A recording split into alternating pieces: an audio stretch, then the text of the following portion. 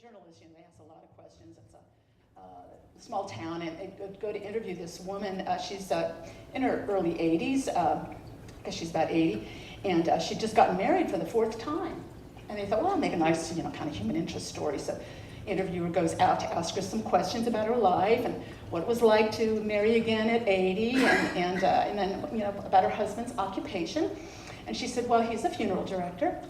So I thought, well, that's interesting.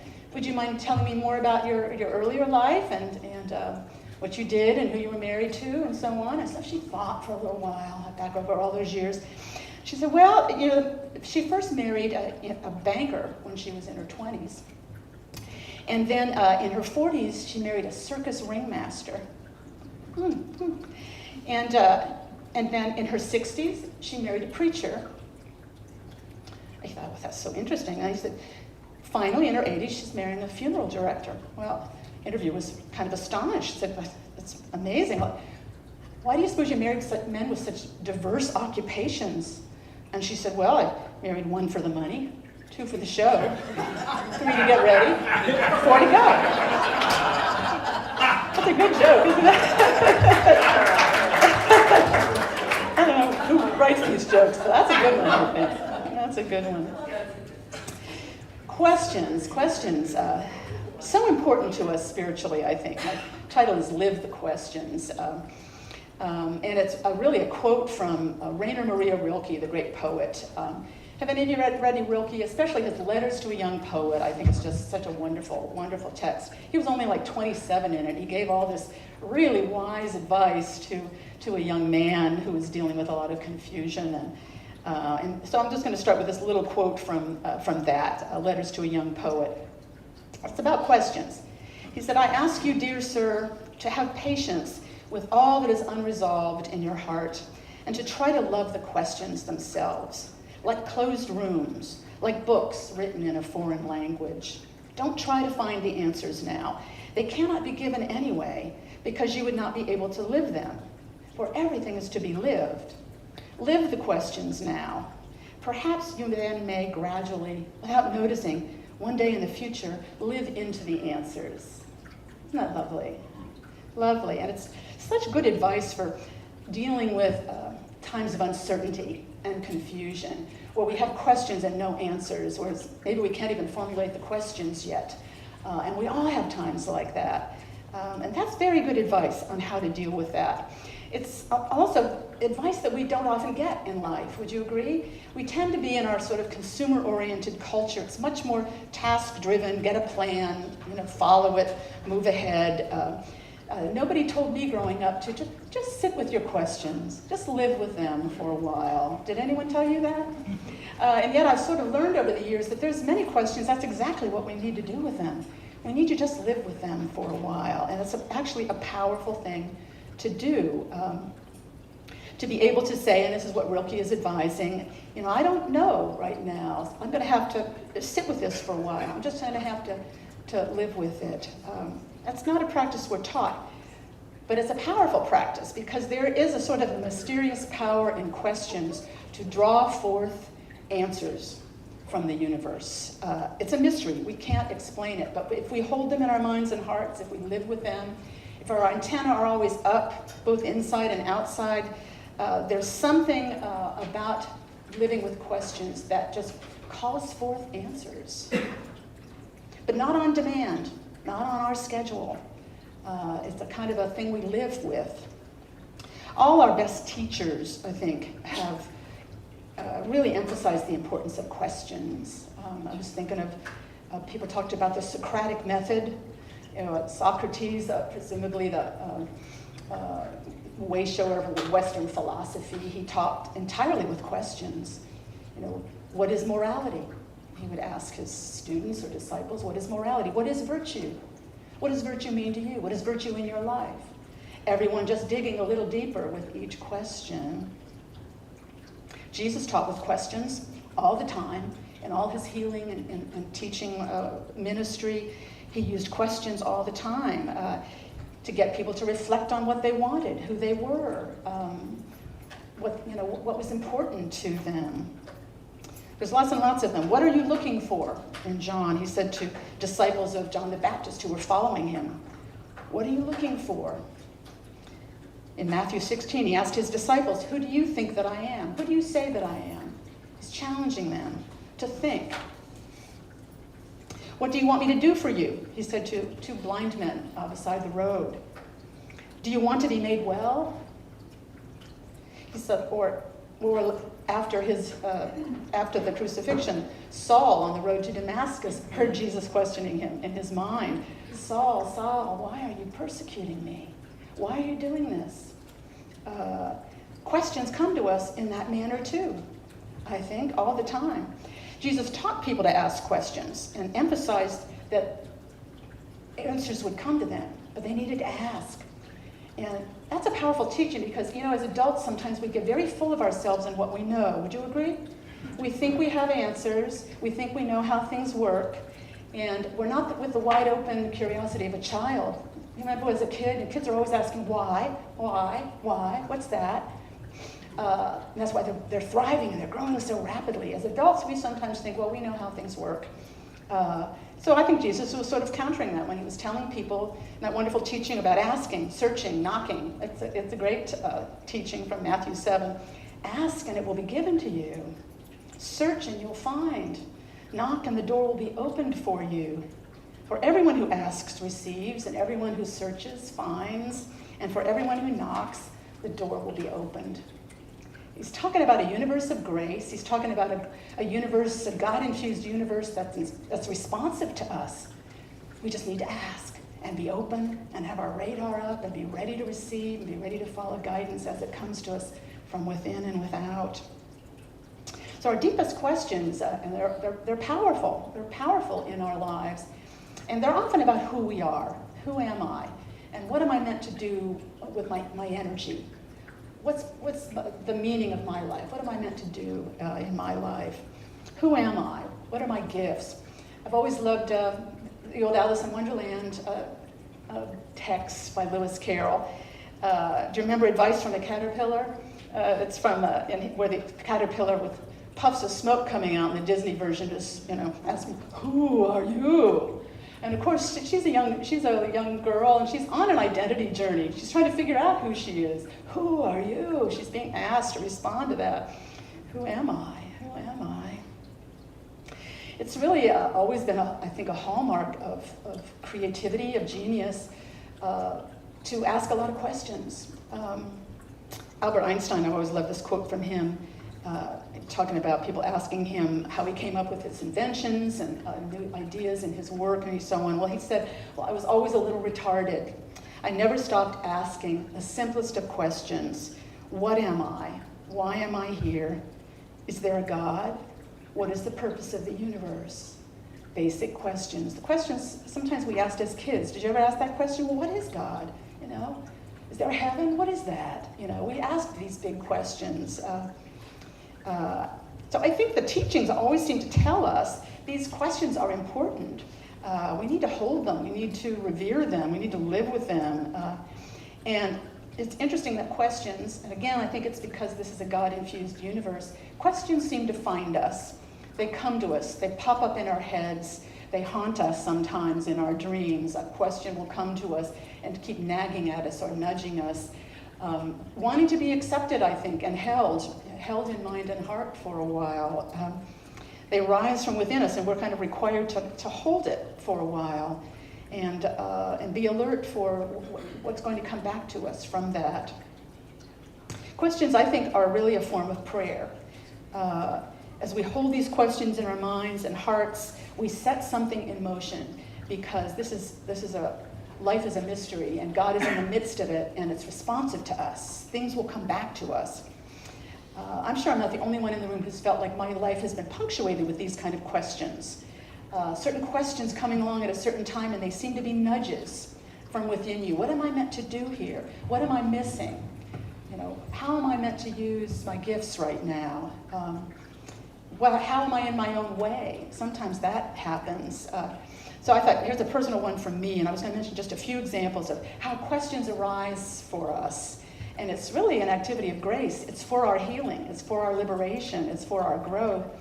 Years ago, many, many years ago, I was very financially strapped. I was living by myself. Both my parents had recently passed. I wasn't making enough money to pay my bills.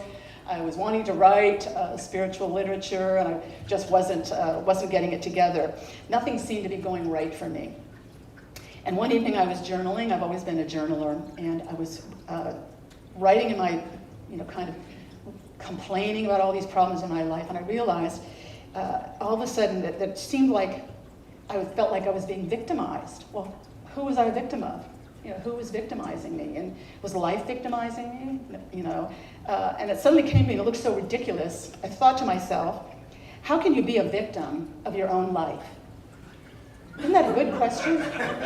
How can you be a victim of your own life? And I pondered that question. I wondered and I pondered like Eddie, and I worked with that. And it was really one of those eureka moments to hold that question in mind and heart for a while. How could I be? That doesn't make sense to me. And I was sort of, over time, gradually guided away from that question as answers began to come toward me. You're not a victim of anything. You are in touch with a power and presence that is available to you and guiding you moment, by day and by night, in the path of your unfolding. You are not a victim in any way. But it took a little while to get there. I had to hold that for a while. I suspect things like that have happened to you as well. Some question coming to you at a certain time, like, this doesn't make sense. What is going on here? I read an article years ago. It was in Unity magazine, I think, and I'm afraid I've forgotten by whom, but it was written by a woman. She had been, a young woman, she'd been driving in her car somewhere, and she had gotten distracted in the car, looking in the mirror, and looking at her legs, and just she got distracted about her own appearance and her being critical of her appearance. And thinking about how fat she looked. And just at that moment, she rear-ended the car ahead of her, and she had an accident. And it threw her off the road, and as she was sitting there in her damaged car, bruised and frightened, she thought to herself, I almost died thinking about how fat I was. Is this the way I want to go through my life? Is this how I want to live, with this kind of self-criticism and self-loathing and judgment? Big questions. And I think she probably worked with those questions for a while, and moved through them to a place where she didn't see herself that way anymore. She came toward a kind of loving of herself and a loving of her life that hadn't been there before. And I think her article in Unity magazine was a testament to that. She had come through that toward greater wisdom and self-love, and probably love for others as well, since it's always an echo. How we feel about ourselves is also how we relate to others. That's a big question. Do I really want to spend my life that way, criticizing myself, feeling bad at myself? Why do I want to do that? Why am I doing that? That can be a deep question to hold for a while and to be guided through. So we ask God, the God within our own being, who we are, and we ask those questions and we hold them in our minds and our hearts, not trying to push for answers or rush them, but just holding them and being ready. Ask and it will be given you. Ask and it will be given to you. And this is something we can do every day. We can learn to live this way, I think, to live with questions, to have a life practice of questioning. And it makes life more interesting. It makes it easier. It makes it more adventurous, I think, to approach life that way, always with questions. What am I meant to do here? What's going on? What's a way how can I use my gifts? Joe and I were actually talking about that recently. The result of a question asked in mind. He was wondering about how to use his art. Joe's a talented artist and painter, most of you know. And we were having a conversation about that, how to use that in service to something, a higher purpose. What would be a way I could do that? That's a question that was in mind, and answers began gradually unfolding. And he began to think of that, pretty dire environmental threats to our forests and streams and flowers and mountains and rivers that Joe paints. He's a landscape painter mostly. That what a wonderful idea to have an art show of his landscapes at a local gallery, and all the proceeds would go to one of these environmental groups. We're very fond of Highland Nature Sanctuary in southern Ohio. It's also known as the Ark of Appalachia. We've been down there a number of times, and they've done an amazing job of gathering up, purchasing people who want to make sure their beautiful properties are sustained down through the years, buying up property, stewarding it, conserving it, taking care of it. They've been doing that 25, 30 years now, I think, and there are over 14,000 acres now in southern Ohio and a little over into Kentucky and West Virginia. And we love the work they're doing. We've contributed to them often, but what a beautiful way this is to do that. And the idea emerged, the answers began to come. Contacted a couple of galleries, and one of the galleries was lovely about just a minimal rental fee because they like the idea of giving in that manner too, back to nature. And so that is coming up. Joe's going to have an art show at High Roads Gallery in Worthington on September 28th at 1 in the afternoon. A lot of his landscapes and so on, and all the proceeds will go to Highland Nature Sanctuary in southern Ohio. I think it's just like a win-win-win-win-win. Win for nature, win for him, win for the gallery, win for everybody who acquires a painting, because they do a double gift. Their gift goes to nature as well as a gift to themselves. It's just one of those ideas. It's like seems like a divine idea for which we're grateful. And somehow or other, these kind of things, they just open floodgates of other opportunities and other ideas too. When something like that arises, questions draw forth from the mystery. If we hold a question in our mind, what is mine to do here? What can I do here that would be most fulfilling for me, that would be most meaningful? And you hold that for a while, it is sort of amazing what will come to you. If you're faithful to that and just wait for those things to come to you, it will somehow, the question will set something in motion, and mysteriously you'll be drawn to, or something will be drawn to you that is part of the answer to that question. And it's an evolving thing going on all the time. These questions in our minds and hearts. This is how we lead, I think, particularly toward a deepening sense of who we are and how we're meant to use our gifts in the world that will be a blessing to us and to others. We get there by asking. We get there by asking.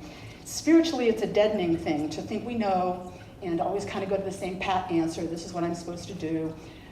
It's a much more enlivening and open thing. Go, I don't know right now. I'm going to sit with that. Why don't we say that as a nice affirmation this morning? I don't know. I'm going to sit with that. Let's do that again. I don't know. I'm going to sit with that. Yeah, I'm going to hold that question in my mind and see what the universe brings me in answer to that. Amen? Amen. Amen. Let's take that into prayer for a moment. We are wide open to the divine mind within and all around us.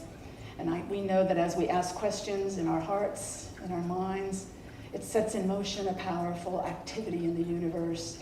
Ideas begin to emerge, creative ideas arise, invitations come, doors open, doors that weren't even there before, and we are wide open to that influence. We are ready to follow God's lead in all ways. Thank you, God, for your unfailing presence in our very midst and for answering our every question. We are grateful, and so it is.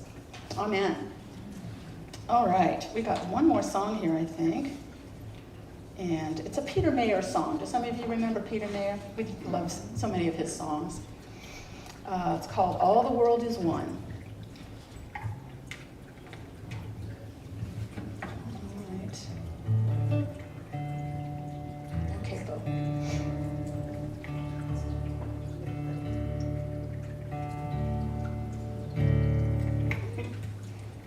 Always good to tune. Peter likes drop D too.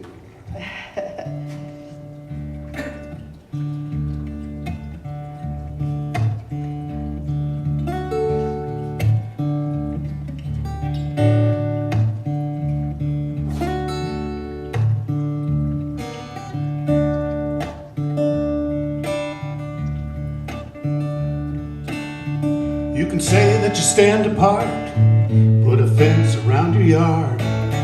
You can build a tall rampart and guard it with a gun. You can dig yourself a moat, burn the bridge and burn the boat. Won't matter that much, you know, 'cause all the world is one. All the world is one.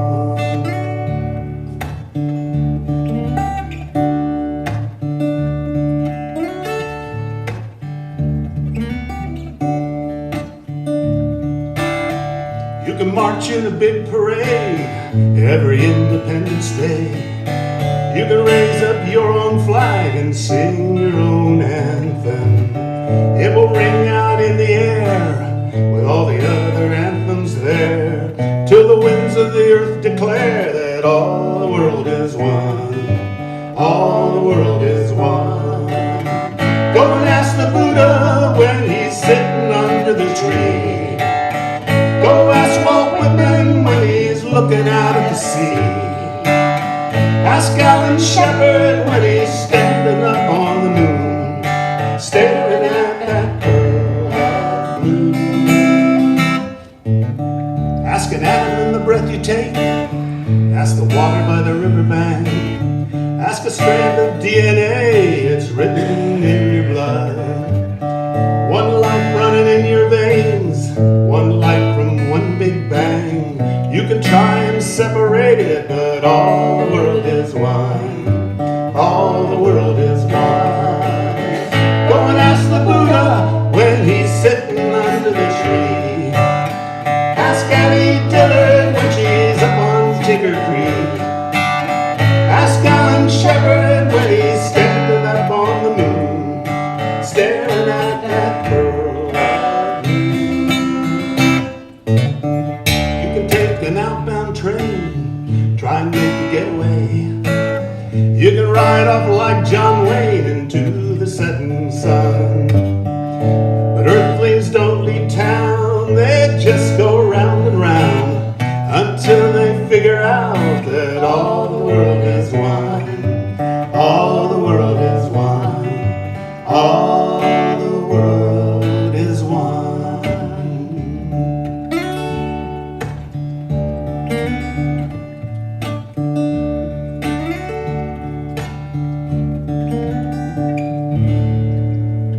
Yeah, nice. Thank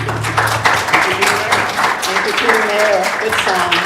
Heck of a songwriter. Heck of a songwriter. All right, well, we have some closing thank yous and announcements from Linda Westman this morning. Thank you, Linda.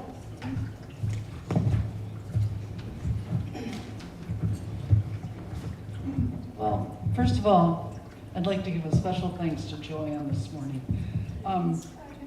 Just because I don't know if we realize how much time and dedication it takes to come up with this wonderful message every week. I mean, it's really a work of art that she has to be inspired by a theme, then she has to hone it and shape it, edit it, and bring it to us almost every week. And not only to us, but to the online audience and to the world. And so I think we really need to give her a really hearty thanks for all that she does.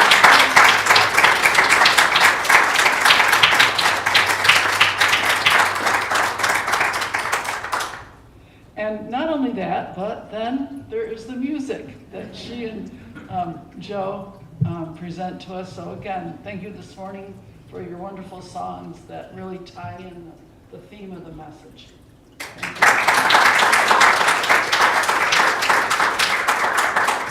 And Joe sends our message out beyond this room, so thank you, Joe.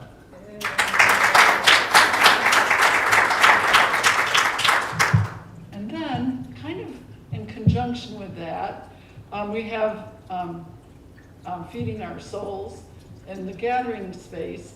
And today, Candy was the mentor to Rachel, who is a new member of our gathering team. So welcome, Rachel.